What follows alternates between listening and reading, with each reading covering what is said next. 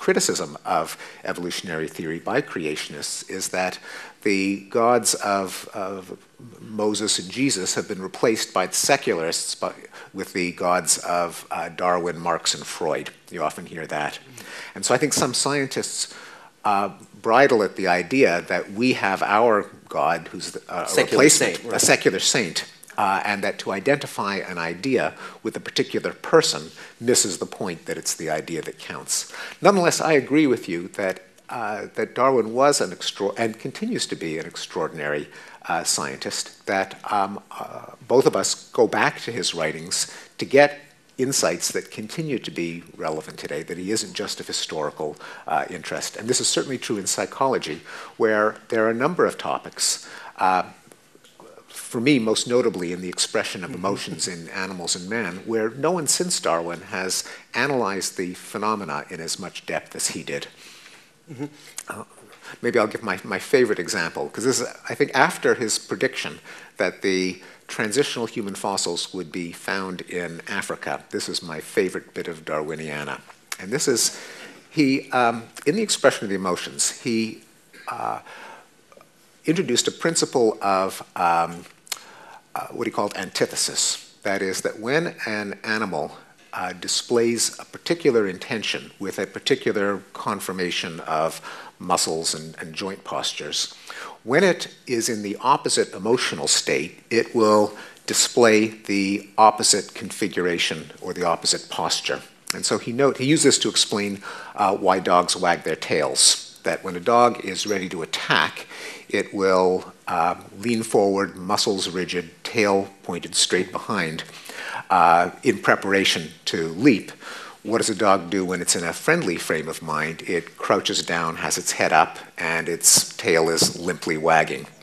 Now, he asked, what's the equivalent in the human case? Well, when a human assumes an aggressive or angry posture, you have the shoulders squared, the brow lowered, the head facing forward, the arms pronated, and the fists clenched. Now, what happens when you have the joint for joint, muscle for muscle opposite of that?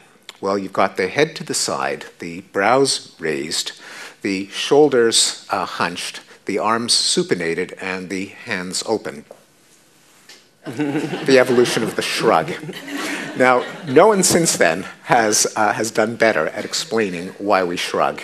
And again, it makes a prediction that the shrug should not just be a convention of our particular universal culture, but found in other cultures. And he was amazingly eclectic in terms of his empirical methods, but anytime a missionary or an explorer or a sailor was going to go overseas, he gave them a little questionnaire to fill out. Whenever you meet as he put it, a wild Malay or a Negro or a Hindu or an Eskimo, could you write down all of these features of what they do when they're happy, what they do when they're angry, and so on, and got back years later a set of diaries which allowed him to document the universality of many facial and bodily postures. An empirical body of research that basically lay ignored for another century until Paul Ekman revived the study of universals of expression. But anyway, that's just my favorite example of the continuing relevance of Darwin as a scientist. And we could multiply those examples, it seems to me, Steve. Sexual selection, for instance, which is one of Darwin's great themes, was kind of put in a drawer for a very long time, and nobody was particularly interested in it until relatively recently, when it came back out as an important theme. So in that sense, I think it's certainly true. Let's cut to a particular chase here, Steve. It's something I thought we'd talk about later, but since it came up now, and that is Darwin and race. You talk about, and you had to sort of put entre guillemets, you had to put in quotes the wild Malay, the Negro. Because obviously Darwin, in thinking about race, spoke a language, had a vocabulary, which is no longer our vocabulary necessarily. It's a vocabulary of an earlier time.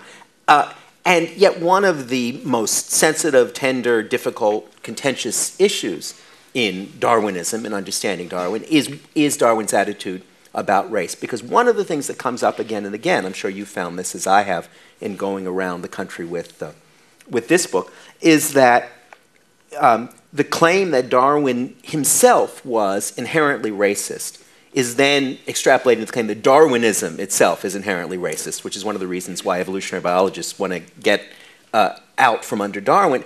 And it comes from two directions. It comes both from the direction of the creationist right, to dub it that way, that is, who want to show that there's something anti-universalist about Darwin. And it also comes from the left, who want to show that Darwinism doesn't lead by accident to social Darwinism, to the belief in eugenics and into various ugly kinds of 20th century racism, but that it leads logically into that kind of into eugenics and into the ugliest sides of 20th century history.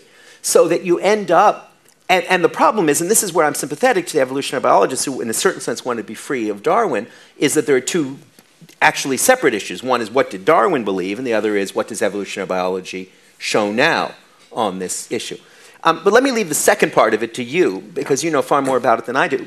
But the first part of it, I do think, is a falsehood in plain English. That is to say, that if you look at what Darwin actually says about the question of race, and most notably or notoriously, depending on your point of view, in The Descent of Man, he toys with the idea of race. That is, he takes seriously the idea that the races of man might be separate in the way that that species might first, or that subspecies of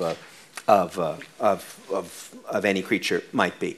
And he toys with that idea, and he plays with it. And if you take out those sections of Descent of Man, you can find, in some sense, incriminating passages. But having played with it and having toyed with it, he rejects it. He rejects it quite explicitly. He rejects it on two grounds. One, he rejects it on the ground, it seems to me at least, that there's no evidence for it. That is to say that, so far as you can tell by any rational standard, all human beings belong to a single race. They interbreed, they have all the characteristics of a race. They all have essentially the same mental powers, and they all have essentially the same abilities.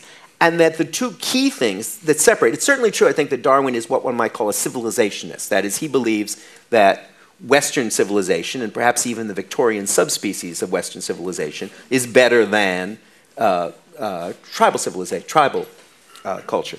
He does believe that. But he believes that the difference is entirely non-genetic. He believes that the difference is education and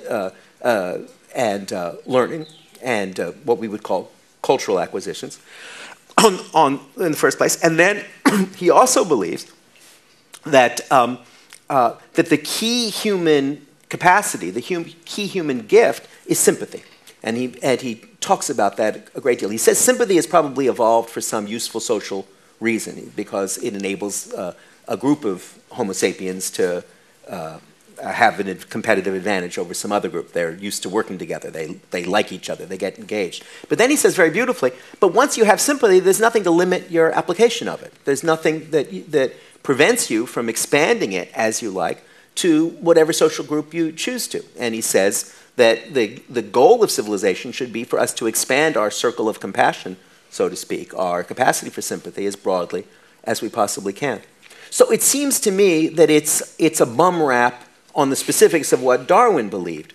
Now, in your last book, I was just reading the other night, you make the case that it's a bum rap about evolutionary biology in a way, but you make it in a way that struck me as very interesting and that I would love for you to expand on. That is, you say that the mistake is both in misreading the evidence, but it's also in thinking that any kind of evidence about group tendencies would override, let me see if I've got you right, the ethical imperative to judge human beings as individuals first and not as members of a group second.